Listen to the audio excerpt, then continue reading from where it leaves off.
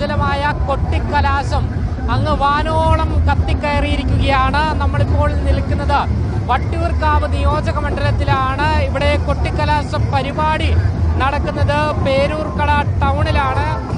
ദൃശ്യങ്ങളിൽ കാണുന്നത് പോലെ വലിയ ആഘോഷമാണ് ഇവിടെ നടക്കുന്നത്. അതായത് പരസ്യ പ്രചരണത്തിന്റെ അവസാന ഘട്ടം എന്നോണമാണ് കൊട്ടിക്കലാശ പരിപാടി നിലവിലിപ്പോൾ പേരൂർക്കട, അതായത് വട്ടിയൂർക്കാവ് നിയോജക മണ്ഡലത്തിൽ നടക്കുന്നത്. ഒരു വശത്ത് നമുക്ക് കാണുവാൻ സാധിക്കും CPM-ന്റെ അണികളും ആ വട്ടിയൂർക്കാവ് നിയോജക മണ്ഡലത്തിലെ ജനങ്ങളും പാർട്ടി പ്രവർത്തകരും എല്ലാവരും തന്നെയുണ്ട്. ഈ സ്ക്രീനിൽ നമുക്ക് കാണുവാൻ സാധിക്കും വട്ടിയൂർക്കാവിൽ എന്തൊക്കെ വികസന പ്രവർത്തനങ്ങളാണ് VK പ്രശാന്ത് നടപ്പിലാക്കിയത് എന്നതുൾപ്പെടെയുള്ള കാര്യങ്ങളാണ് ഈ സ്ക്രീനിൽ നമുക്ക് കാണുവാൻ സാധിക്കുന്നത്. അതുകൂടാതെ സർക്കാരിന്റെ വികസന പ്രവർത്തനങ്ങളും വട്ടിയൂർക്കാവിൽ എന്തൊക്കെ വികസനങ്ങളാണ് VK പ്രശാന്ത് MLA നടപ്പിലാക്കിയതെന്ന് ഉൾപ്പെടെ ജനങ്ങൾക്ക് മുൻപിൽ പ്രദർശിപ്പിക്കുകയാണ്.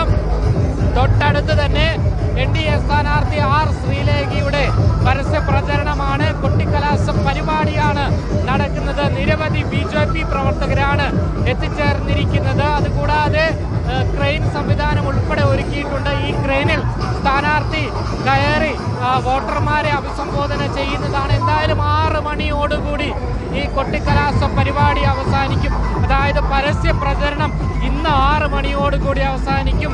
നാളെ മുതൽ നിശബ്ദ പ്രചരണമായിരിക്കും നടക്കുക. ശ്രീലേഖയുടെ, അതായത് NDA സ്ഥാനാർത്ഥിയുടെ കൊട്ടിക്കലാശ പരിപാടിക്ക് തൊട്ടടുത്ത് തന്നെ കെ മുരളീധരനും കോൺഗ്രസ് പ്രവർത്തകരുമാണ്. അവിടെയും ട്രെയിൻ സംവിധാനം ഒരുക്കിയിട്ടുണ്ട്. ഇതിനു മുകളിൽ സ്ഥാനാർത്ഥി കയറി ജനങ്ങളെ അഭിസംബോധന ചെയ്യുമെന്നാണ് നമുക്ക് മനസ്സിലാക്കാൻ സാധിക്കുന്നത്. എന്തായാലും അടുത്തത് കേരളം ആരാണ് ഭരിക്കുക എന്നറിയാൻ വെറും 2 ദിവസം മാത്രമാണ് ബാക്കിയുള്ളത്. വലിയ രീതിയിലുള്ള ഒരു പരിപാടിയാണ് ഇപ്പോൾ വട്ടിയൂർക്കാവ് നിയോജക മണ്ഡലത്തിൽ നടക്കുന്നത്.